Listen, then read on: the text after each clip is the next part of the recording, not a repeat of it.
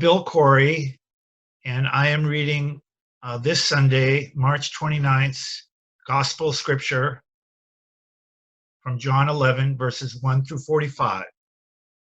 And I'm here at our home, Gary Lipscomb, in my home, and I take a great pleasure in joining you this way.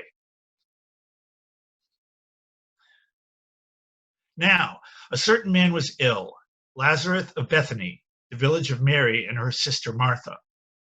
Martha was the one who anointed the Lord with perfume and wiped his feet with her hair. Her brother, Lazarus, was ill. So the sisters sent a message to Jesus. Lord, he whom you love is ill.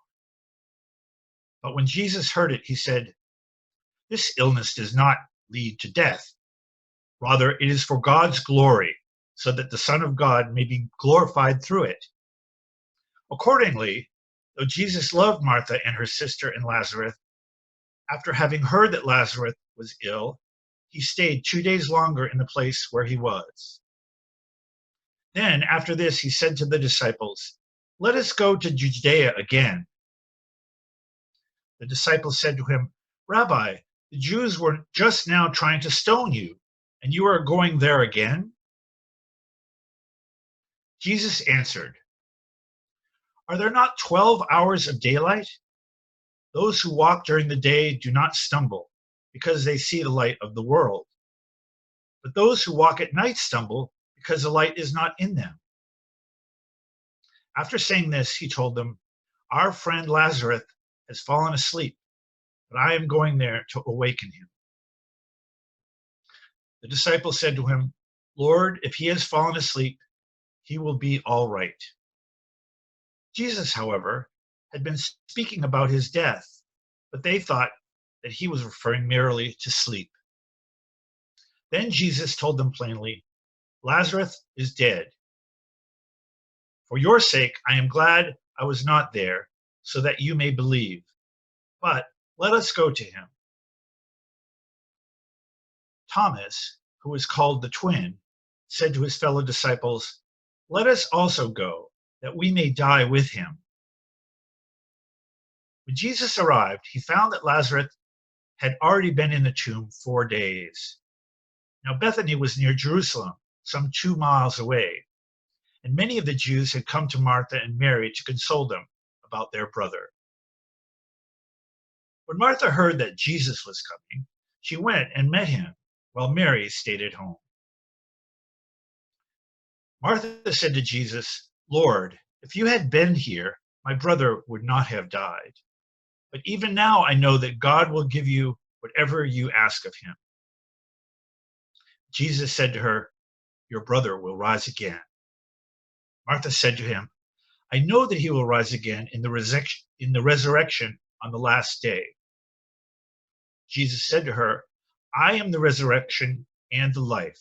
Those who believe in me, even though they die, will live. And everyone who lives and believes in me will never die. Do you believe this? She said to him, yes, Lord. I believe that you are the Messiah, the Son of God, the one coming into the world. When she had said this, she went back and called her sister Mary and told her privately, the teacher is here and is calling for you. When she heard it, she got up quickly and went to him. Now Jesus had not yet come to the village, but was still at the place where Martha had met him. The Jews who were with her in the house, consoling her, saw Mary get up quickly and go out. They followed her because they thought that she was going to the tomb to weep there. When Mary came where Jesus was and saw him, she knelt at his feet and said to him, Lord, if you had been here, my brother would not have died. When Jesus saw her weeping, and the Jews who had came with her also weeping, he was greatly disturbed in spirit and deeply moved. He said, where have you laid him? They said to him, Lord, come and see. Jesus began to weep. So the Jews said, see how he loved him. But some of them said, could not he who opened the eyes of the blind man have kept this man from dying? Then Jesus, again greatly disturbed, came to the tomb. It was a cave, and a stone was lying against it. Jesus said, "Take away the stone." Martha, the sister of the dead man, said to him, "Lord, already there is a stench because he has been dead 4 days." Jesus said to her, "Did I not tell you that if you believe, you would see the glory of God?" So they took away the stone. And Jesus looked upward and said, "Father, I thank you for having heard me.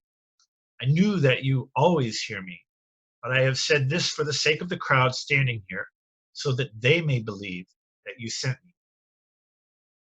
When he had said this, he cried out with a loud voice, "Lazarus, come out." The dead man came out, his hands and feet bound with strips of cloth, and his face wrapped in a cloth. Jesus said to them, "Unbind him and let him go." Many of the Jews, therefore, who had come with Mary and had seen what Jesus did, believed in him. May our still speaking God grant us wisdom and understanding. Thank you for listening.